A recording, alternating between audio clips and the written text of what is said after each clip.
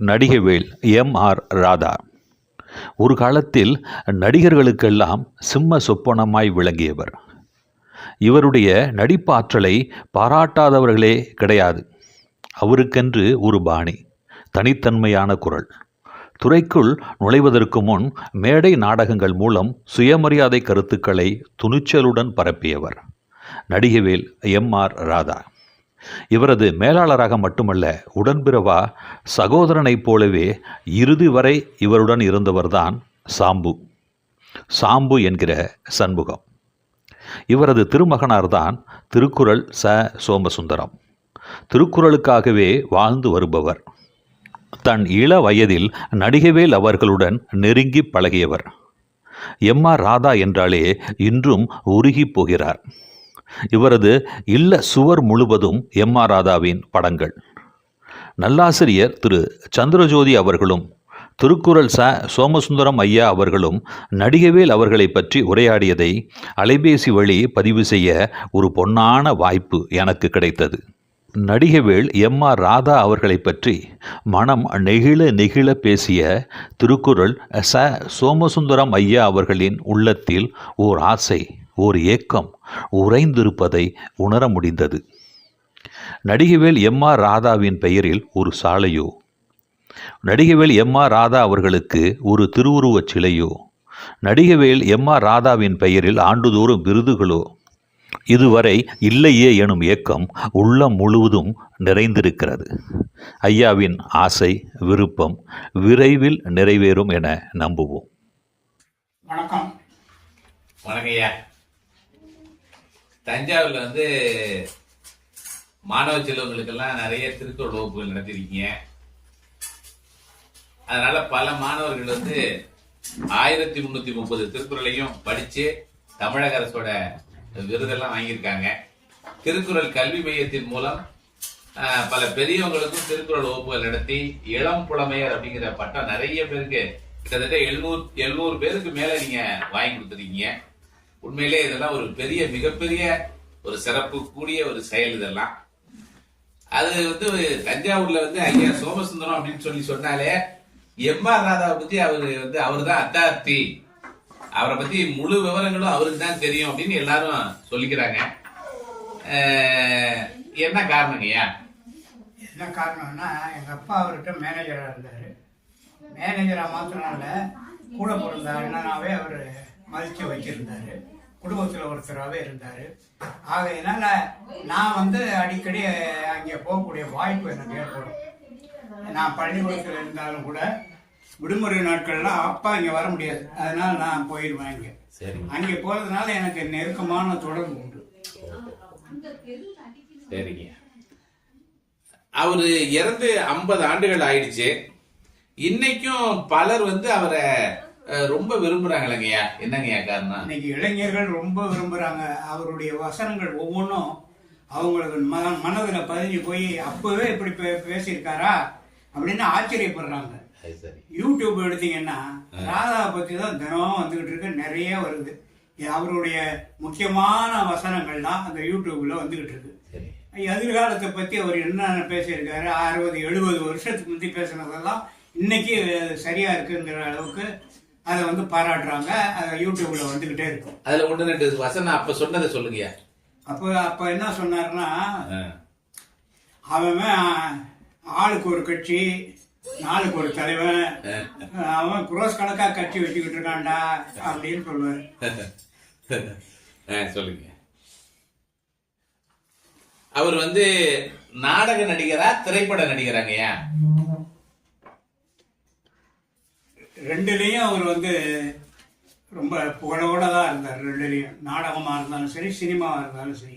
ஆனால் அவருக்கு சினிமாவோட நாடகம் தான் ரொம்ப பிடிக்கும். யாருமே சினிமாவை நினைக்காத காலத்தில் இந்த நடிகர்கள்லாம் இன்னைக்கு இன்னைக்கு 40-50 வருஷத்துக்கு முந்தைய நடித்த பெரிய நடிகர்கள்லாம் அந்த காலத்தில் எப்படியாவது நம்ம சினிமாவில் நடிக்க மாட்டோமான்னு நினச்சிக்கிட்டு இருந்த காலத்தில் இவர் ஒரு 5-6-7 படம் நடிச்சிருக்காரு. நடிச்சுட்டு சினிமா உலகங்கிறது ரொம்ப மோசமான உலகம், அங்கே மரியாதை இல்லை, டைரக்டர் கண்டபடி நடந்துக்கிறாரு, காலங்காட்டியும் மேக்கப் போட சொல்லி 11 மணி 12 மணி வரைக்கும் உட்கார வைக்கிறானுங்க அதுக்கு பிறகுதான் அந்த டைரக்டருங்கிறது ஆர்ப்பாட்டமாக வர்றாரு. அது எனக்கு பிடிக்கல. அதெல்லாம் பெண்கள்கிட்ட ரொம்ப தவறான முறையில் நடக்கிறாங்க. அதனால தான் நான் சினிமா உலகத்தை விட்டு வெளியே வந்தேன் அப்படின்னு சொல்றேன். நாடகத்திலயும் ஒரு சிறப்பு அவருக்கு, திரைப்படத்திலயும் சிறப்பு. அவ்வளவுதான். சரிங்க சரிங்க. அவரு திராவிடர் கழக நடிகராங்கய்யா? கிடையாது. அவர் வந்து பெரியார் மேல பற்றுவர் உண்டே தவிர திராவிட கழகத்துல ஒரு உறுப்பினர் கிடையாது.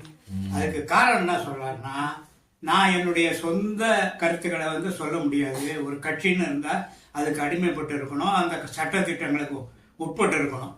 நான் வந்து நாடகம் வந்து பாப்பான் என்ன நடத்துவான், பாப்பான் கடையில் நான் போய் சாப்பிடுவேன். அவர் சாப்பிடக்கூடாதுன்னு பெரியார் சொல்லுவாரு. அதெல்லாம் அந்த கட்சி கட்டுப்பாடு. அதுக்கெல்லாம் என்னால நான் என்னுடைய தொழில் அதுக்கு சரிப்பட்டு வராது. ஆனா நான் முழுக்க முழுக்க பெரியாருடைய ஆளு. பெரியார் என்ன சொன்னாலும் அதை அப்படியே கேட்கக்கூடிய ஆளு. அவருக்கும் பெரியாருக்கும் தொடர்பு எப்படிங்க ஏற்பட்டுச்சு? அதாவது சேலத்துல வந்து நாடகம் நடந்துட்டு இருக்கு. தொடர்ந்து நடந்துட்டு இருக்கு. இழந்த காதல் நாடகம் தான் ரொம்ப இப்போ ஃபேமஸ். அந்த இழந்த காதல் நாடகத்தை ராதா தவிர யாருமே ஆக்ட் பண்ண முடியாது. ஜனங்களே கேட்பாங்க, வேற யாரையும் போட்டு செஞ்சாங்க. அந்த ஜெகதீஸ்வரருக்கு நாங்கள் நாடகம் பார்க்க மாட்டோம், நீங்கள் அவரை ராதாவை நடிக்க சொல்லுங்கன்னு சொல்லுவாங்க. அப்படி அவர் வந்து அந்த இழந்த காதல் நாடகம் அவ்வளோ சிறப்பாக இருக்கும். நீங்கள் என்ன கேட்குறீங்க?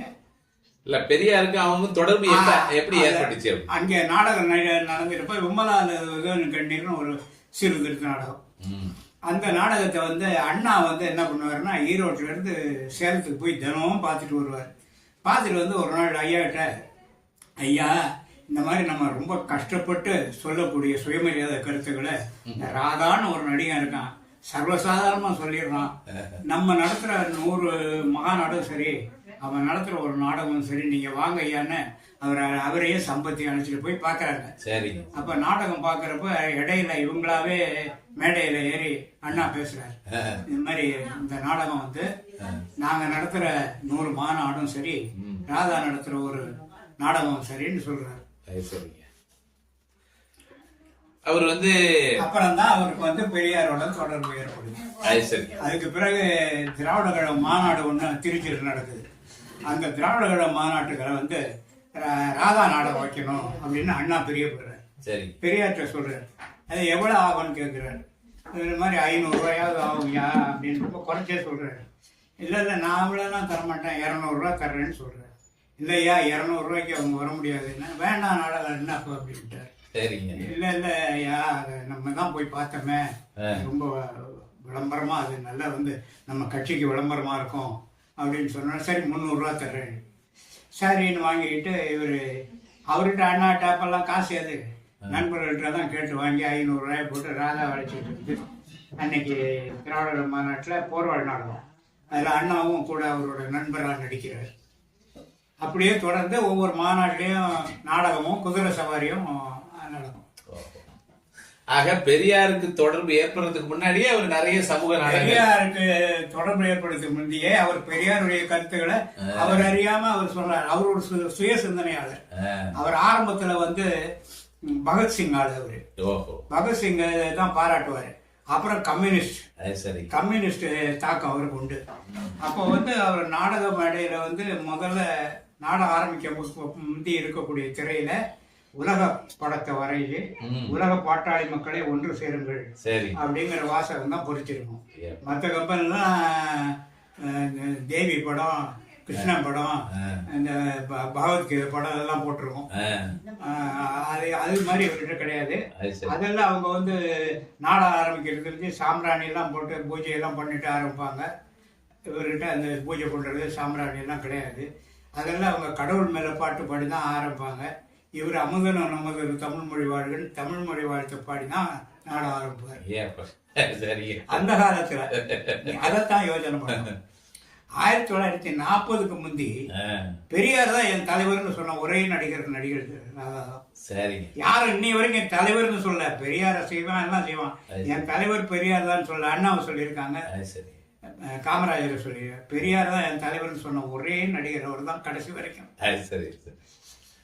அப்போ வந்து பெரியார் பேரை சொன்னாலே இடி விழுந்துருமோ, நமக்கு புழப்பு போயிடுமோன்னு நினைச்ச பயந்த காலம். அந்த காலத்துல ஒரு துணிச்சலா சொன்னவர் பெரியார் தான் தலைவர்.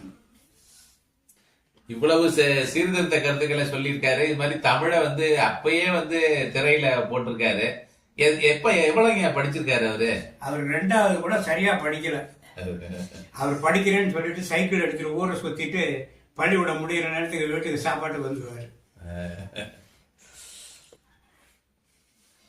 அவருக்கு அரசியல்ல யாரோட எல்லாம் தொடர்பு இருந்துச்சுங்க? அவரு காமராஜரோட தொடர்பு, அண்ணாவோட தொடர்பு, கருணாநிதியோட தொடர்பு, ஜீவானந்தத்தோட தொடர்பு, கல்யாண சுந்தரத்தோட தொடர்பு, எல்லாரோடும் நெருக்கமா எல்லா அரசியல் தலைவர்களும் அவர்கிட்ட ரொம்ப பிரியமா இருப்பாங்க. அவரை வந்து பார்க்காதவங்களே கிடையாது. சரிங்க சரிங்க சரி. எம்ஜிஆருங்க? எம்ஜிஆர் அவர்கிட்ட இருந்தவர் தானே. அதாவது எம்ஜிஆர் ஒரு நாடக குழுவில் இருக்கார். அந்த நாடக குழு நலிஞ்சு போயிடுச்சு. அதை தூக்கி நிறுத்துறதுக்கு ராதா வருகிறார் அப்படின்னு பேசிட்டு இருக்காங்க. அப்பெல்லாம் ரொம்ப கம்பெனியை விழுந்து போனா ராதா போய் நடிச்சு கொடுத்து அந்த கம்பெனியை தூக்கி விடுறது பழக்கம். அது மாதிரி எம்ஜிஆர் இருந்த கம்பெனியில ராதா வந்தார். அது எம்ஜிஆர் எழுதுறாரு, நான் ஏன் பிறந்தேன்ங்கிறதுல எழுதுறாரு. எங்களுக்கு வந்து ஒரு நடிகர் வர்றாருன்னு சொன்னாங்க. ஒருத்தர் வந்தாரு, கோட்டு சூட்டு எல்லாம் போட்டுட்டு கழுத்துல மஃப்ளர் போட்டுக்கிட்டு வந்தாரு. வந்த உடனே எங்க கம்பெனி கலகலப்பாயிடுச்சு. அது வரைக்கும் எங்க சீன்ல இல்லாத ஒரு சீனை அவரே உருவாக்குறாரு. அந்த சீன்ல அவர் ஒரு பிச்சைக்காரன் மாதிரி உடம்புலாம் சீல் வடிகிற மாதிரிலாம் மேக்கப் பண்ணிட்டு ஒரு 7-8 பிள்ளைகளோட மேடைக்கு வந்த உடனே ஒரே ஆரவாரம். அதுல ஒவ்வொரு பிள்ளைய பத்தியும் அவர் கதை சொல்லுவாரு. வயிற்றுல வேற அந்த ஒரு மனைவி வச்சிருப்பாங்க. அப்ப காலம் இல்லை கையும் இல்லைன்னு ஒரு பாட்டு பாடுவாரு. அது அந்த நேரத்துல மெட்ராஸ்ல எல்லாரும் பாடுற பாட்டா போச்சு. நான் வந்து அந்த நேரத்துல எனக்கு மகரக்கட்டு உடைஞ்சு போய் நான் என்ன வேஷம் செய்யறது, என்ன செய்ய முடியும் என்னாலன்னு திணறிட்டு இருந்தேன். அந்த நேரத்துல ராதா வந்து ஸ்டண்ட்ல ஒரு மாதிரி ஸ்டண்ட் ஆக்டர் கிடையாது. அவர் ஸ்டண்ட் செஞ்சதை பார்த்து நானும் ஸ்டண்ட் செய்யணும்னு ஒரு ஆசை ஏற்பட்டு அதன் மூலமா நான் ஸ்டண்ட் செய்ய ஆரம்பிச்சுதான் எனக்கு புகழ் வந்தது. ராதா அவருக்கு தெரியாமையே நான் அவருக்கு எனக்கு அவர் குருவா இருந்திருக்காரு அப்படின்னு சொல்லி அப்படின்னு எழுதியிருக்காரு. 3 வாரம் எடுக்கிறாரு ஆனந்த விடல. சரிங்க சரிங்க. முத்தமிழறிஞர் கலைஞர் அவர்களுக்கும் ஐயாவுக்கும் தொடர்பு என்னன்னு சொல்லுங்க. அதாவது தஞ்சாவூர்ல நாடகம் நடந்திருந்தது. இதுக்கு ஒரு பெரிய சரித்திரமே இருக்கு. என்னன்னா மெட்ராஸ்ல நாடகம் நடந்துகிட்டு இருக்கு. போர்வாள் நாடகம் நடத்தணும். எல்லா நாடகம் நடத்தியாச்சு. போர்வாள் விளம்பரப்படுத்தியாச்சு. இந்த கத்தி வச்சுட்டு இருக்கிற போஸ்டரை பார்த்து 140 பேர் போட்டான். அப்ப இவரை நடத்தினவங்க சில பேர் விலகிட்டாங்க. விலகினோடனே இவருக்கு ஒன்றும் செய்ய முடியல. இவர் புறப்பட்டு தஞ்சாவூர் வந்துட்டார். அப்பா வந்து அங்கே வயிற்று வலின்னு சொல்லிட்டு மெட்ராஸ் இருந்து வந்தவர் இங்கே ராஜாமராவ் சார் ஹாஸ்பிட்டலில் இருக்காரு. காலங்காட்டியும் போய் பார்த்து அப்பாவை அழைச்சிட்டு போயிட்டாங்க. நாங்க காலங்காட்டியும் போய் அப்பாவுக்கு டிஃபன் கொடுக்க போறவங்க நானும் என் தங்கச்சியும் போனோம். பார்த்தா அப்பாவை காணும். என்னன்னு அந்த நர்ஸை கேட்டா யாரோ ஒருத்தர் டிராமா நடிகர் மாதிரி இருந்தாரு, தலையால் மயிரெல்லாம் நிறைய இருந்தது, அவர் வந்து கூப்பிட்டாரு போயிட்டாரு இவரு அப்படின்னாங்க. என்னடான்னு பார்த்தா மஜித் பாயின்னு மணிக்கொண்டுகிட்ட ஒருத்தர் ஒரு கடை பிரியாணி கடை வச்சிருந்தாரு. அது கதவே கிடையாது. எங்க அப்பா அவரை பிடிச்சி இந்த மாதிரி இங்க பையங்களுக்கு வந்துட்டாங்க எல்லாரும் தங்கணும்னு சொல்லி ஒரு வீட்டை பிடிச்சி அந்த வீட்டில் தங்க வச்சுட்டு மளிகை சாமான் எல்லாம் வாங்கி போட்டுட்டு அவர் மச்சனனுக்கு ஒரு தியேட்டர் இருந்தது. அதுதான் கிருஷ்ணலதா தியேட்டர். அந்த தியேட்டரில் நாடகம் நடத்தி ஏற்பாடு பண்ணேன். சரிங்க சரிங்க சரி. அவரோட நாடக குழுக்கும் மற்ற நாடக குழுக்கும் என்னங்க வித்தியாசம்? அதாவது நான் முதலே சொன்னேன். அதாவது மற்ற நாடக குழுவெல்லாம் கடவுள் படம் போட்டு தான் ஆரம்பிப்பாங்க. இவர் வந்து உலக பாட்டாளி மக்களே பெரியாரோட தொடர்பு ஏற்பட்ட பிறகு பெரியார் போட்டு முதல்ல பெரியார் படம் இருக்கும். பெரியார் படம் போட்ட திரைதான் தூங்கும். அப்புறம் வந்து அவர் ஏற்கனவே முதல்ல நடத்திட்டு இருக்கிறப்ப ரோடு சீனுக்கு பதிலா ஒரு ஆணும் பெண்ணும் அருவா சுத்தி வச்சுக்கிட்டு இருக்கிற இதெல்லாம் போட்டுருப்பாங்க. பெரியாரோட தொடர்பு ஏற்பட்டோடனே இந்த ஆணும் பெண்ணும் திராவிட கழகக்கூடி வச்சுக்கிட்டு இருக்கிற மாதிரி ரோடு சீன். சரி. அவரு மற்ற நடிகர்கள் இருந்து எப்படி வேறுபடுறாங்க அப்படிங்கறது சொல்லுங்க. மற்ற நடிகர்கள் எழுதி கொடுத்தது அப்படியே பேசணும். அப்ப ஆசிரியர்னு வேற ஒவ்வொரு நாடக குழுக்கும் உண்டு. அவங்க ஏதாவது தவறிட்டா மறுநாள் அவங்க தூங்க முடியாது. நாடகம் முடிஞ்ச உடனே அவங்க நாள் பூரா விடிய விடிய ஒத்திக பார்ப்பாங்க. இவருக்கு ஒத்தியும் கிடையாது, ஒன்றும் கிடையாது. ஒன்றும் இவருக்கு என்ன தோணுதோ அதை பேசிடுவார். அது மாதிரி பேசணும்னா உள்ள வந்து அந்த ஆசிரியர் அடிப்பார் இவரை. ஓஹோ. அதுக்காக தான் தனி கம்பெனி ஆரம்பிச்சது. நான் நினைச்சது சொல்லணும்னு. அது சரி சரி சரி. அவர் நடந்த எவ்வளவு நாடகம், எத்தனை நாடகம் நடத்திருக்காரு? அவர் ஒரு நிறைய நாடகம் ஆரம்ப அந்த காலத்துல பதிவுக்தி, பம்பாய் மெயில், கல்வர் தலைவன், விமலால விஜயன் கண்ணீர், இழந்த காதல், லட்சுமிகாந்தன், இப்படி பல நாடகம் நடத்திருக்காரு. அவர் தனியா வந்த உடனே அந்த வெறும் சீர்திருத்த நாடகங்கள் தான் நடத்தினார். லட்சுமிகாந்தன், விமலால விஜயன் கண்ணீர், இழந்த காதல், போர்வாள், தூக்கு மேடை, இரத்த கண்ணீர், ராமாயணம், தசாவதாரம், இப்படி ராமாயணம்லாம் அந்த ராமாயணம் வேற, இந்த ராமாயணம் வேற. சரிங்க சரிங்க. திரைப்படங்கள் எப்படி, அப்புறம் நாடகத்துல இருந்து எப்படி திரைப்படம் ஆரம்ப காலத்துல எப்படி நடிச்சாங்க? எத்தனை திரைப்படத்துல நடிச்சாங்க? ஆரம்பத்துல ஒரு 5, அதாவது அவர் நடிப்பை பார்த்து அந்த நாடகத்துல மேல ரொம்ப பற்று அடிக்கப்பட்ட ஒரு இளைஞன், அவனுக்கு கொஞ்சம் பணம் இருந்தது. அதை வச்சுட்டு ராஜசேகரன் ஒரு படம் எடுக்க ஆரம்பிச்சான். அந்த படத்துல நல்லா ஓடிச்சு, இது பண்ணாங்க. மாடர்ன் தியேட்டர்ஸ்ல இவர் மேல பிரியம் ஏற்பட்டு மற்றபடி ஒரு 4 படம் எடுத்தாங்க.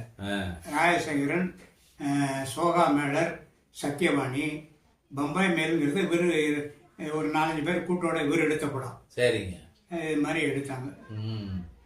அதுக்கப்புறம் அவருக்கு சினிமா உலகத்தில் நான் சொன்ன மாதிரி இந்த டைரக்டர்கள் ஆதிக்கமும், பெண்கள்கிட்ட அவங்க நடக்கிற மோசமான நடவடிக்கையும், இவங்களை ரொம்ப கேவலமா நடத்துறதையும் பார்த்து வெளியே வந்துட்டு. அதாவது டைரக்டர் பிரகாஷன் ஒருத்தர், அவரு தண்ணி போட ரெக்ஸ் ஹோட்டல்னு ஒரு ஹோட்டலுக்கு போவார். இவரும் அங்கேயே போய் அவருக்கு எய்த்தாப்புல உட்காந்து தண்ணி போடுவார். அந்த பிரகாஷுக்கு பிடிக்கல. என்ன பண்ணிட்டாரு, ஒரு சினிமா தான் ராஜசேகர் தான், மேலே இருந்து கீழே குதிக்கணும், குதிச்சு குதிரை மேலே ஏறி போகணும். இந்த ஷாட்டை எடுத்துட்டாங்க. எடுத்த உடனே நல்லா இருக்குன்னு சொல்லிட்டான் கேமராமேன். ஆனா அந்த டைரக்டர் இல்ல அனதர் ஒன், இன்னொன்னு வேணும் அப்படின்னு மேல இருந்து விழுந்திருக்காரு. குதிரை போயிடுச்சு. விழுந்து முழங்கால் காலெல்லாம் அடிபட்டு ஒரு 3 மாசம் வீட்டுல இருந்திருக்காரு. அதுக்கு பிறகுதான் திருப்பி வந்திருக்காரு. அவர் நடத்தின கீமாயன நாடகத்துக்கு எதிர்ப்பு நிறைய இருந்துச்சுன்னு சொன்னாங்க. அவர் கீமாயனன்னு எந்த நாடகமுமே நடத்தல. அவருக்கு பெரியார் கூப்பிட்டு, ராதாவை நீங்க எல்லா நாடகமும் நடத்துறீங்க சரி, ராமாயணத்தையும் நடத்தி ஜனங்கள்கிட்ட கொள்ளும், ராமனுடைய சொரூபத்தை காட்டினா தேவலாம் அப்படின்னு உடனே ராமாயண சம்பந்தமா ஒரிஜினல் வால்மீகி ராமாயணத்தை எடுத்துக்கிட்டு பெரியார் எழுதின ராமாயண பாத்திரங்கள், சீனிவாச ஐயங்கார், இது மாதிரி ஐயங்கார் ஐயர்லாம் எழுதின மொழிபெயர்ப்புகளை வச்சு நாடகம் தயார் பண்ணார். ராமாயணம் தான், அதுதான் ஒரிஜினல் ராமாயணம். கம்பன் எழுதுனது வால்மீகியை தழுவி எழுதின ராமாயணம். ராமனை கடவுளாக்குனது வால்மீகி. ராமனை ஒரு மனுஷனாதான் அவர் காட்டுறாரு. அதன் அடிப்படையில இவர் ஒரிஜினல் ராமாயணம்னு தயார் பண்ணி ஒரு 15-20 நாள்லயே போட்டு விளம்பரம் படுத்தினோடனே 140 போட்டான். 140 போட்டோன்னா வெளியில பிரச்சாரம் பண்ணிட்டு இருந்த பெரியார் மெட்ராஸுக்கு போய் ஒரு 4 இடத்துல பிரச்சாரம் பண்ணார். ராமாயண பிரச்சாரமே பண்ணோம்னா அதுக்கு பிறகு ஒரு வாரம் கழிச்சு நடத்தலான்ட்டான். ஜஸ்டிஸ் சோமசுந்தரம் பர்மிஷன் கொடுத்துட்டார். கொடுத்தனோடனே அங்கே அரங்கேற்றப்படியாச்சு. அப்புறம் தமிழ்நாடு பூரா ராமாயணம் நடந்தது. ஒவ்வொரு ஊர்ல ரகடை நடந்தது.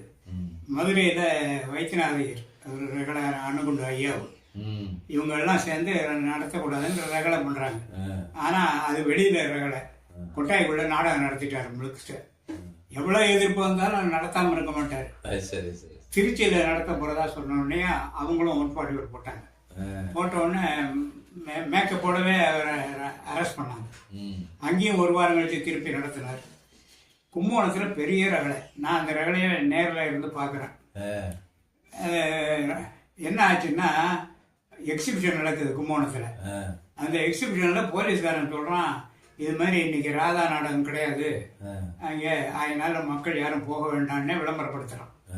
நான் என்னடா இப்படி பண்றேன், இதுதான் ராதா உண்டுன்னு விளம்பரப்படுத்திருக்கோமேன்ட்டு இங்க இருந்து மூப்பனார் தியேட்டர்ல நாடகம் வந்து சொல்றேன், இந்த மாதிரி அவர் இருக்கார், ராதா இருக்காரு, இது மாதிரிங்க அங்கே நாடகம் இல்லைன்னு சொல்றான், நம்ம தான் நடத்த போறோம், போஸ்டர் இதெல்லாம் போஸ்டர்லாம் அடிக்கல, இது தட்டி எல்லாம் வச்சிருக்கோமே. அவன் என்ன சொல்றதுன்னு மைக் எடுத்துக்கிட்டு, இது மாதிரி இன்று தவறாமல் நாடகம் நடக்கும், நீங்கள் எதிர்பார்க்கிற நாடகம் நடக்கும், கதம்பம்னு ஒரு நாடகம் நடக்கும்னு சொல்லி விளம்பரப்படுத்திக்கிட்டே போதாங்க. சரிங்க. கூட்டம் எக்கச்சக்கமாக வந்துருச்சு. சரிங்க. போலீஸ்காரனும் வந்துட்டான். நாடகம் ஆரம்பமாச்சு. ராமர் வேஷத்தில் வந்தார் கலையத்தோட. வந்த உடனே ராதா நிறுத்து நாடகத்தை சபைன்னு சொல்லிட்டு சர்க்கிள் விட்டுலாம். எனக்கு உடனே கத்துது, ராதாவை தொடாத, மேடையில் ஏறாத, அவர் நாடகம் பார்க்க வந்தோம், அவர் நடத்திட்டு வந்தான். அதெல்லாம் இல்லை, நாங்கள் அரெஸ்ட் பண்ணதான் தீவிரம். அவங்க சொல்ல கலாட்டா ஒரே சத்தம். உடனே ராதா பேசினார், இது நடக்கிற ஆட்சி வந்து நம்ம காமராஜர் ஆட்சி, இதுக்கு நம்மளால இடையூறு ஏற்படக்கூடாது, அவர் ஆட்சி தான் தொடரணும்னு சொல்லிட்டு இருக்கேன். ஆகையினால அவங்க வேலையை அவங்க செய்யறாங்க, செய்யட்டும். அவங்க வந்து இதை ராமாயணம்னு நினைச்சிட்டு அரெஸ்ட் பண்றாங்க. மயில் ராவணன்லயே ராமன் வருவான். அந்த நேரத்தில் அவருக்கு தோணுது பேசுறாரு, மயில் ராவணனே ராமன் வருவான், நான் கோர்ட்ல பாத்துக்கிறேன் அப்படின்னு சொல்றாரு. சொன்னோன்னா அரெஸ்ட் பண்றாங்க. பின்னாடி உடனே வாசு வந்து நான் தொடர்ந்து நடத்துவேன், நான் ராதா மகன், அவன் இந்திரஜித் மேகனாவை அவன் அழைச்சிட்டு போனாங்க. அப்புறம் அனுமார் வருஷம் சத்தியமூர்த்தின்னு ஒருத்தன், எங்க தலைவர் கைது பண்ணிட்டீங்க, நாங்க தொடர்ந்து நடத்துவோம்னு அவனையும் அழைச்சிட்டு போயிட்டாங்க. அழைச்சிட்டு போய் போலீஸ் ஸ்டேஷன்ல வச்சுட்டாங்க. இவங்க 2 பேரையும் விட்டாங்க, ராதா உள்ள வச்சுட்டாங்க. எக்கச்சக்க கும்பல கலைக்கிறாங்க, கலைக்க முடியல. எய்தாப்புல குளம், அதுல பைப்பு இதை போட்டு குழாயை போட்டு தண்ணி அடிச்சு கூட்டத்தை கலைச்சாங்க. அந்த கூட்டத்தில் நானும் மாட்டிட்டு வந்து சேர்ந்தோம். மறுநாள் கோர்ட்ல வந்து விசாரணை நடக்குது. அப்ப ஜட்ஜி கேட்கிறாரு, நீங்க ராமாயணம் நடத்தாதீங்களே, இதோட என்ன நாடகமே நடத்தாதீங்கன்னு சொல்லலாம். என்ன அதையே நான் சொல்றேன், நீங்க நாடகமே நடத்த வேண்டாம், 24 மணி நேரத்துல கும்போணத்தை காலி பண்ணணும். நான் சொன்னதை வச்சு நீங்க சொல்லக்கூடாது. நீங்க ராமாயணம்னா எந்த ராமாயணத்தை நடத்த வேண்டாம்னு சொல்றீங்க? எந்த ராமாயணமா? ராமாயண நாடகம் நடத்தாதீங்க. இல்ல, வால்மீகி ராமாயணம் இருக்கு, பௌத்த ராமாயணம் இருக்கு, சமண ராமாயணம் இருக்கு, சைவ ராமாயணம், இவர் என்னென்ன ராமாயணம் இருக்கோ எல்லாத்தையும் சொன்ன. இதெல்லாம் எனக்கு தெரியும். இது மாதிரி ராமாயணம் இருக்குன்னு எனக்கு தெரியாது. நீங்க 24 மணி நேரத்துல காலி பண்ணுங்க அப்படின்னு வெளியே வந்தோன்னா கும்பல் போக மாட்டேங்குது. சொல்றாரு, கவலைப்படாதீங்க, அவங்க சொல்லிட்டாங்க, நான் காலி பண்ற மாதிரி காலி பண்ணிடுறேன். இதே ஊர்ல இந்த 30ஆம் தேதி இந்த நாடகத்தை நடத்திட்டு தான் நான் போவேன். நடத்தாம போக மாட்டேன்னு பையங்களையும் அங்கேயே வச்சுட்டு ஒரு மெட்ராஸ் போயிட்டார். மெட்ராஸ் போய் கேஸ் போட்டார். ஜட்ஜி சோமசுந்தரம் நடத்தலாம்னு சொல்லிட்டார். 30ஆம் தேதி வந்து நடத்திட்டு தான் போனேன். அந்த நாடகத்து பேர் என்னங்கய்யா? ராமாயணம். அதான் கீமாயணம் சொல்றது தவறான செய்தி. கீமாயணம்னு இந்த தினத்தந்திக்காரன் என்ன பண்ணான்னா, என்எஸ்கே வந்து நந்தனார கிந்தனார் நடத்தினார்ல, அதை நினைப்பு வச்சுக்கிட்டு இவர் நடத்துறது கீமாயணம் ராமாயணம் இல்ல, ஏன்னா ராமாயணத்தை கிண்டல் பண்ணி நடத்துறாரு அப்படிங்கிற மாதிரி அவன் கீமாயணம் எழுத எழுத எழுத எல்லாரும் கீமாயணம்னு ஆரம்பிச்சாங்க. இதுக்காக ராதா என்ன பண்ணாருன்னா, ராமாயணமா கீமாயணமா புத்தகம் எழுதினார்.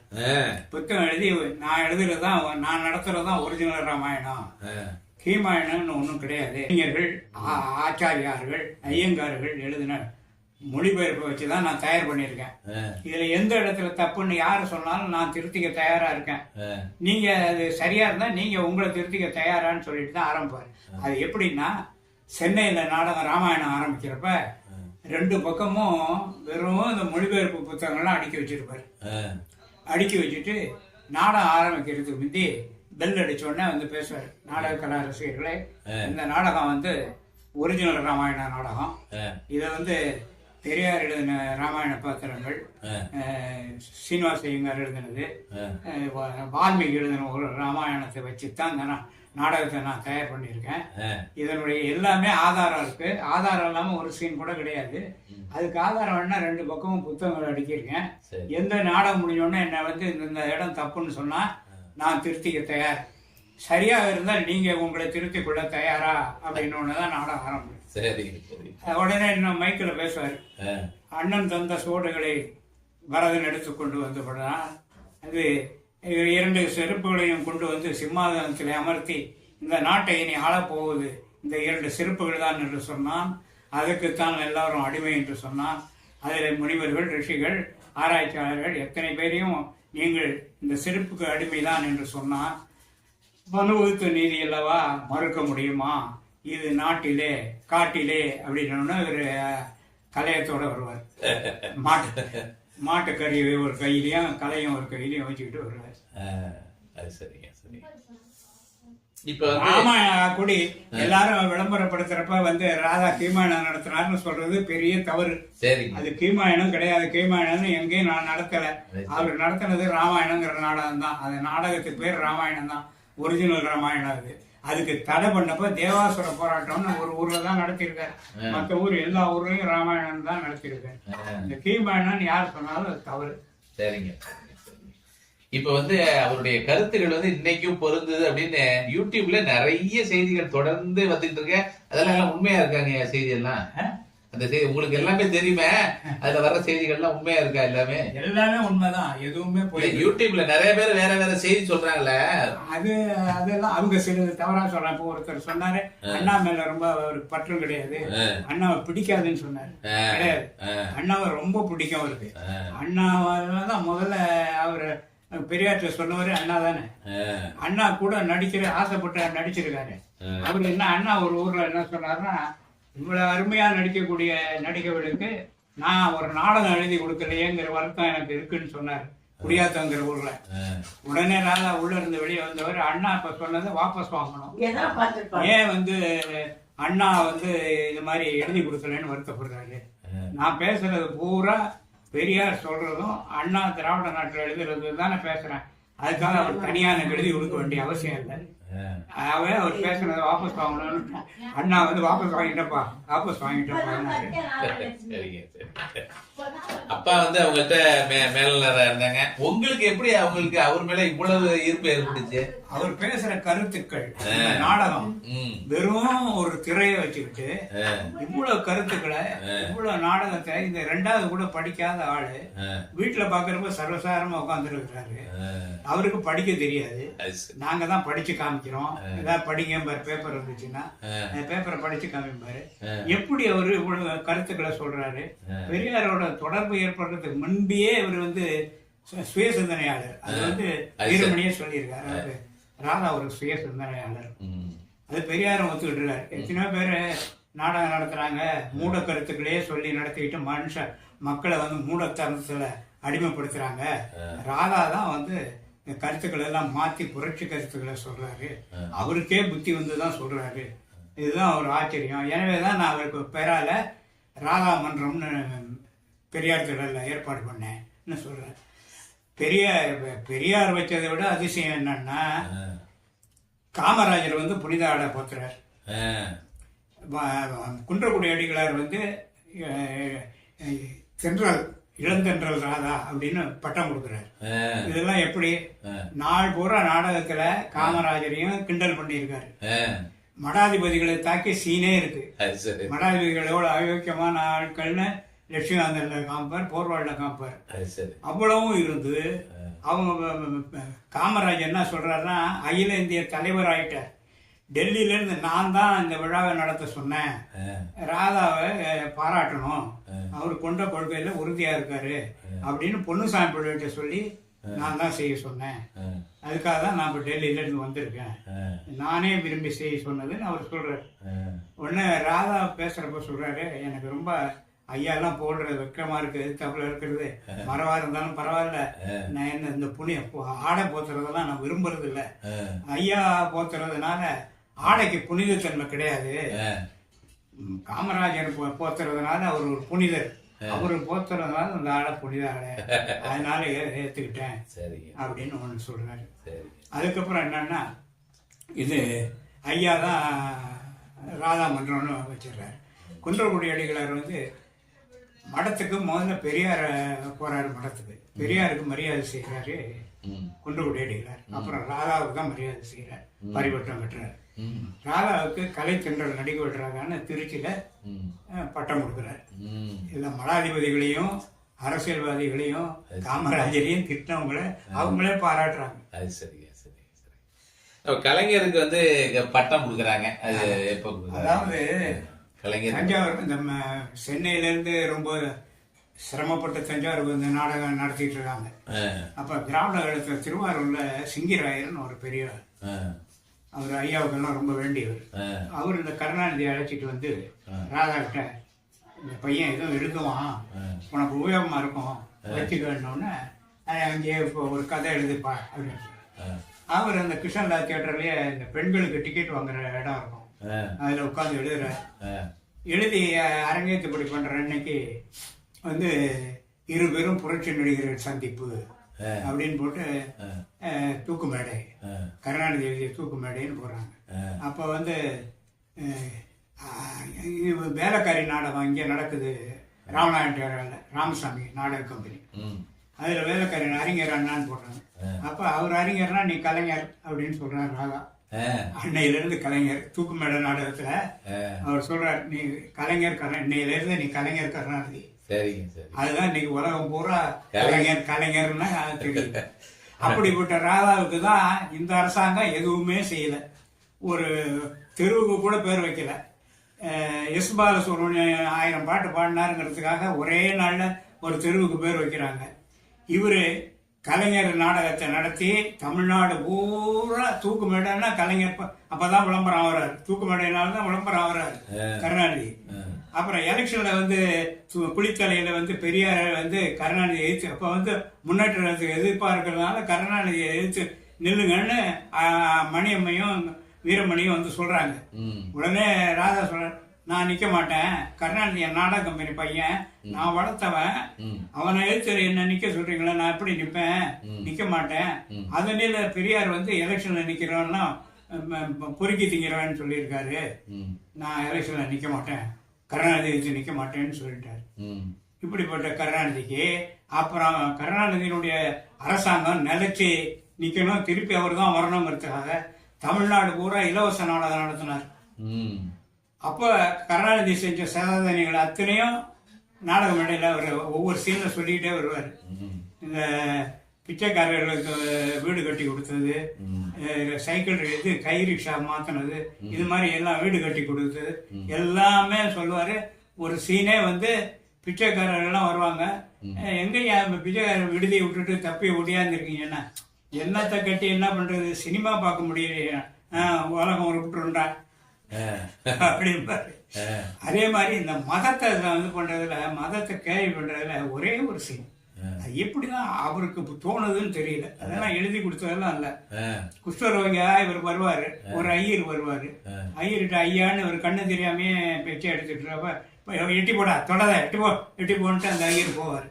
அடுத்தபடி ஒரு பாதிரியார் வருவார், வந்தோடனே அதே மாதிரி சொல்லிட்டு இருப்ப, ஐயா யாராவது பசிக்குதுன்னு சொல்றப்ப, வா என்னோட வா, ஒன்னு இயேசு ரட்சித்து வா, என்னோட வான்னு நினைச்சுக்குவார். ஒரு 2 மதத்துக்கு உள்ள வித்தியாசத்தை எவ்வளவு சர்வதாரணமா கட்டுறாரு, ஒரே ஒரு சீன் அவரா உண்டாக்கணும் சீன், கதையெல்லாம் கிடையாது. ரத்த கண்ணீர்லாம் வந்து ஒரு 1.5 மணி நேரம் நடக்கிற நாடகமா தான் தங்கராஜ் எழுதியிருந்தாரு. அது இப்படி டெவலப் ஆகி ஒவ்வொரு சீனா டெவலப் ஆகி 3 மணி நேரம் பத்தல. ஏராள சீன் உருவாக்கிட்டார். அந்தந்த சூழ்நிலைக்கு எப்படி இருக்கோ அதுக்கு தகுந்த வசனங்கள். ஆமா, அது மாத்திரம் இல்ல, எழுதி கொடுக்கற கதையே இருக்காது, மாத்திருவார். எல்லாத்தையுமே மாத்திருவார். அவருக்கு தோன்ற மாதிரி அப்பப்ப மாத்திருவாரு. எதிராளி என்ன பேசுறதுன்னு திணற மாதிரி பண்ணிடுவாரு. இவரு புதுசா பேசுவாரு, அவனுக்கு எழுதுனதானே தெரியும். அப்ப என்ன பண்ணுவாருன்னா, அவன் கேட்க வேண்டியதை இவரே கேட்டு பேசிடுவார். இவரே கேட்டு அது இன்னத்துக்கு தான் நான் கேட்டேங்கிற மாதிரி பேசிடுவார். எல்லாரும் கேக்குறது தாங்கய்யா, கடைசியில வந்து அத துப்பாக்கி சூட்டு எம்ஜிஆர் பண்ணது அது என்னங்கிறது சொல்லுங்க. அவரு எதுவுமே வந்து உடனடி தீர்ப்பு செய்யறவர், எந்த தப்பா இருந்தாலும் பிடிக்காது, உடனே திருப்பி அட்ஜஸ்ட்மெண்டே கிடையாது, வாய்தாவே கிடையாது. என்ன ஆச்சுன்னா அவரு சீன்லயே அப்படிதான் பண்ணுவாரு. தஞ்சாவூர்ல லட்சுமி வந்தன நடக்குது, லட்சுமி வந்தன கத்தியால குத்தினோடனே அதுக்கு ரத்தம் கரைச்சி வச்சிருப்பாங்க சைட்ல, அந்த ரத்தத்தை எடுத்துதான் அப்படியே வச்சுக்கிட்டு ஆக்ட் பண்ணுவாரு. அதை ரத்தம் கரைக்கிறோம், ஒரு நாள் கரைக்கல, பாக்குறவர் காணும். அப்படின்னு எந்திரிச்சு வந்து அவன் விட்டாருமா போர்வாள் கத்தி இருந்தது, அதை எடுத்து இப்படி அடிச்சார்ல, அவன் கையில இப்படி போயிடுச்சு, வெட்டு போட்டு. அந்த காலத்துல 1000 ரூபாய் செலவு பண்ணி அவனை காப்பாத்தினார். இந்த சூடு எப்படி நடந்துச்சு, எம்ஜிஆர் என்ன விரோதியா, எம்ஜிஆர் என்ன பழி வாங்கணும்னு நினைச்சாரா, அவர்கிட்ட வளர்ந்த மாதிரி தான் எம்ஜிஆர் நல்லா இருக்கணும்னு சொல்லுவாரு. அவரோட ஆக்ட் பண்ணியிருக்காரு. ஏன் அவர் எம்ஜிஆரோட எப்படி பெரியார் சொன்னாரு, ராமாயணம் நடத்தினாரு. இவர் சினிமாவுக்கு வந்து கணேசனோடவே ஆக்ட் பண்ணிட்டு இருந்தாரு. அப்ப அண்ணா கூப்பிட்டு சொன்னாரு, நீ கணேசனோட ஆக்ட் பண்ணிட்டு இருக்க, எம்ஜிஆரோட ஆக்ட் பண்ண அப்படின்னு சொன்னாரு. உடனே என்ன பண்ணாரு, சரி அண்ணான்னு சொல்லிட்டு இதுக்கு சரியான ஆளு தேவர் தான் அப்படின்னு போய் தேவர்கிட்ட இந்த மாதிரி அண்ணா ஆசைப்படுறாரு, நானும் எம்ஜிஆர் ஆக்ட் பண்ற மாதிரி படம் எடுங்க. இல்ல ராதாண்ணே, MGR troublesome actor, call sheet சரியா கொடுக்க மாட்டாரு, இவன் படம் எடுக்க ரொம்ப தாமதப்படுத்திடுறாரு அப்படின்னு சொன்னாரு. எம்ஜி ராமச்சந்திரன் அப்படி இல்ல, நான் அவன் செட்டுக்கு வரேன்னா அவன் வந்துடுவான் தவறாம, நீங்க போடுங்க அப்படி, நான் பொறுப்பு அப்படி போட்டு அதுக்கு பிறகுதான் எல்லாம் எம்ஜிஆர் ராதாவும் எல்லா படத்துலயும் ஆக்ட் பண்ணாரு. அப்புறம் சுட்டது அது சுட்டது என்ன காரணம்னா, பெட்ராதான் பிள்ளையான்னு ஒரு படம் எடுத்துக்கிட்டு இருந்தவங்க பாசுன்னு ஒரு காங்கிரஸ்காரர், அவர் ராதாவுக்கு வேண்டியவர், பெரும்பாலான சினிமாக்காரங்களுக்கெல்லாம் ரொம்ப வேண்டியவர். அவர் ஒரு படம் எடுக்கிறதா கோயம்புத்தூர்ல ஒரு படம் முதலாளியை பிடிச்சிருக்காரு.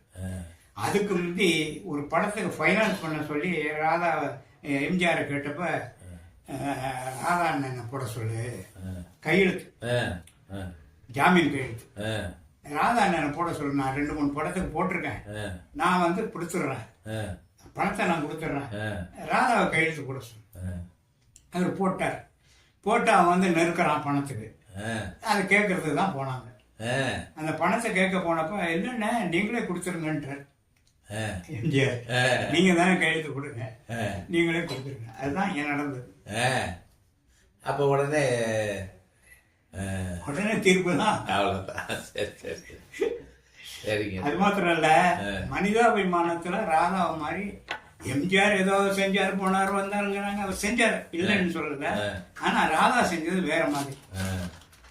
யார் கஷ்டப்பட்டாங்களோ அவங்களுக்கு செய்யாம இருந்ததே இல்லை. சரி. ராமநாதன், ஜி ராமநாதன் மியூசிக் டைரக்டர், அவர் பட்னத்தார்னு ஒரு படம் எடுத்தார். ராதா அதை லைக் பண்ணார். அந்த படம் சரியா போகலன்னொன்னே ரொம்ப பேருக்கு பாக்கி, எல்லாரும் ராமநாதனை நெருக்கிறாங்க. ராமநாதன் என்ன பண்ணாரு, ராதாவுக்கு கொடுக்க வேண்டிய பணத்தை கொடுத்துருவோன்னு ஒரு 30,000 ரூபாய் பணத்தை எடுத்துட்டு வந்தார். வந்து இந்த மாதிரி பார்த்த உடனே சொன்னாரு, ராமநாதன் நீ வந்து ரொம்ப பேருக்கு கொடுக்கணும், அதெல்லாம் கொடு, நான் அப்புறமா வாங்கிக்கிறேன், எனக்கு கொடுக்கணுங்கிற அவசியம் இல்லை, போய் யார் யார் நெருக்கிறாங்களோ அவங்களுக்கு கொடுன்ட்டு. அதே மாதிரி டிஆர் ராமச்சந்திரன் ஒரு நாள் வர்றார். இவர் மாடியில் இருக்கார். மகாலிங்கத்தை பார்க்கிறார்.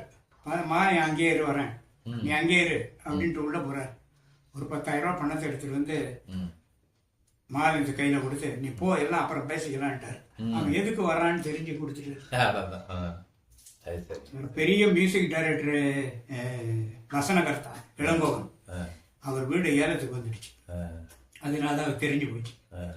என்ன பண்ணாருன்னா, மேக்கப் மேன் கஜபதினு ஒருத்தன், அவர்கிட்ட ராதாட்ட, அவன்கிட்ட கொஞ்சம் பணத்தை கொடுத்து இதை கொண்டு இளங்கோட்ட கொடு அப்படின்னு சொல்லி அவன் வாங்கிட்டு போகிறான். இங்கே வா, அந்த பணத்தை கொடு அப்படின்னு வாங்கி வேற ஒரு ஆள்கிட்ட கொடுத்து, நீ கொண்டு போய் இளங்கோட்ட கொடுத்துருவா அப்படின்னு அவன் போயிட்டான். கஜபதி கிட்ட, ஏன்னே என்கிட்ட கொடுத்தீங்க, எனக்கு இளங்கோவை தெரியாதான், நான் கொடுக்க மாட்டேனா, நான் தான் ஃபீல்டில் அவ்வளோ காலமாக இருக்கிறேன். அப்படி இல்லை, உன்னை இளங்கோ தெரியும், அவர் கஷ்டப்படுறாருங்கிறது உனக்கு தெரியக்கூடாது, அதுக்காகதான் புரியாத ஒருத்தன்ட்ட கொடுத்தாரு அப்படின்னு 2-3 படம் முதலாளி ராஜேந்திரனை வச்சு படம் எடுத்துருக்காங்க. ராஜேந்திரன், விஜயகுமாரி, ராதா வச்சு. ராஜேந்திரன் ஏதோ ஒரு போராட்டம், விலைவாசி போராட்டத்தில் ஏற்பட்டு ஜெயிலுக்கு போயிட்டார். படம் நின்று போச்சு. அவங்களுக்கு ஏகப்பட்ட லாஸ். அவங்க வந்து ராதாகிட்ட கேட்குறாங்க. உடனே ராதா இருங்க அப்படின்னு சொல்லிட்டு ராஜேந்திரனுக்கு ஃபோன் பண்ணி, ராஜேந்திரா, நம்ம படம் பாதியில் என்னன்னு இருக்கு, அவங்கெல்லாம் கஷ்டப்படுறாங்க, நீ கால் ஷீட் கொடு, இப்போ பணத்தெல்லாம் கேட்காத, அப்புறமா வாங்கிக்கலாம், நீ கால் ஷீட் கொடுத்துரு, விஜயகுமாரையும் கொடுக்க சொல்லு அப்படின்னு சொல்லிட்டு சவுகார்ட்ட நான் சொல்கிறேன். நீ சவுகார் ஜானியை கூப்பிட்டு சொல்லிட்டேன், சவுகார் ஜானிக்கு நீ என்ன இருக்காது, அப்புறமா வாங்கிக்கலாம் அப்படின்னு சொல்லிட்டு நான் வந்துடுறேன், எனக்கு நமக்கு பணத்தை பற்றி கவலை இல்லை. இது மாதிரிதான் அவர் நிறைய செஞ்சிருக்காரு. யாரும் கல்யாணம், பள்ளிக்கூடத்து பிள்ளைங்களை சேர்க்கணும்னு உடனே செய்வாரு. அவர் மனைவி தனலட்சுமின்னு, அவங்க வந்து இந்த கல்யாணத்துக்குன்னா உடனே புடவை, ஜாக்கெட்டு, பணம் எல்லாம் வச்சு கொடுப்பாங்க. அதே மாதிரி பெரியவங்க வந்து அடக்கம் பண்றதுக்கு ரொம்ப நிறைய உதவி பண்ணிருக்காங்க. நிறைய பண்ணிருக்காங்க. கார் ராஜரத்னம் பிள்ளை இருக்காரு, சக்கரவர்த்தி, அவர் ரொம்ப அவஸ்தைப்பட்டார். அவருக்கு எப்படியாவது உதவி பண்ணணும்னு இவரு ஒரு தொகையை போட்டுட்டு மற்ற ஆக்டர்கிட்ட கேட்டா அவெல்லாம் முகத்தை சுழிச்சுட்டான். இவர்கிட்டே முகத்தை சுழிச்சோன்னா இவருக்கு கோவம் வந்துடுச்சு. இவர் எல்லாம் இவரே போட்டு எல்லாம் இவர் அந்த பணத்தை கொடுக்கறதுக்கு வந்து அவர் செத்து போயிட்டார். அடக்கம் பண்ணிட்டார். அடக்கம் பண்ணிட்டு அவரு ஒரு பெரிய நாயனம் 5 ஸ்டாச்சு வச்சார். எல்லாம் இவர் செலவுல. பாகவதர் செத்து போனோடனே யாரும் போகலையே, ராதா மட்டும்தான் போய் கடைசி வரைக்கும் அடக்கம் பண்ற வரைக்கும். ராதா மட்டும் தான் போனது, யாருமே போகல திருச்சியில. தியாகராய பாகவதர். அது மாதிரி இதெல்லாம் சிலது வெளியே தெரியவே தெரியுது. உண்மையில ரொம்ப சிறப்பா வந்து பல பேருக்கு தெரியாத செய்திகள இதுல முக்கியமா என்னன்னா ராமாயணத்தை எல்லாம் கீமாயணங்கிறாங்க, சொல்லக்கூடாதுங்கிறது தான் நான் இன்னைக்கு முக்கியமா இதை இந்த பேட்டி கொடுக்கணும்னு நினைச்சேன். சரிங்க. யாரும் கீமாயணம்னு சொன்னா அது கீமாயணம் நாடகம் நடத்தல. ராமாயணமா கீமாயணமான்னு ஒரு புத்தகமே போட்டிருக்காரு. நான் நடத்துறதுதான் ஒரிஜினல் ராமாயணம்னு சொல்லியிருக்காரு. பேராசிரியர் நன்னன் என்ன பண்ணாரு, அவரே ராதா கீமாயணம் நடத்தினாருன்னு சொன்னார், பேசினார் டிவியில. நான் உடனே அவருக்கு ஃபோன் போட்டு, இல்லைங்க அவர் கீமாயணம் நடத்தலை, ராமாயணம் தான் நடத்தினாருன்னு சொல்லி இந்த ராமாயணம் நோட்டீஸ் எல்லாம் வச்சு அவருக்கு தபால் அனுப்பிச்சேன். அவர் ஒரு லெட்டர் எழுதிட்டார், நீங்கள் தான் ஃபோனில் சொன்னீங்களே, அப்புறம் எதுக்கு அதை ஊர்ஜிதப்படுத்த இது நோட்டீஸ் எல்லாம் அனுப்பிச்சிங்க, தேவையில்லை நான் புரிஞ்சுக்கிட்டேன் அப்படின்னு ஒரு லெட்டர் எழுதினார். சரிங்க சரி. ரொம்ப ரொம்ப பயனுள்ள செய்திகளை சொன்னீங்க. எல்லாருக்கும் வந்து இது வந்து போய் சேரணும். ஏன்னா தவறான செய்திகள் சிலது வந்து தொடர்ந்து வந்துகிட்டு இருக்கு.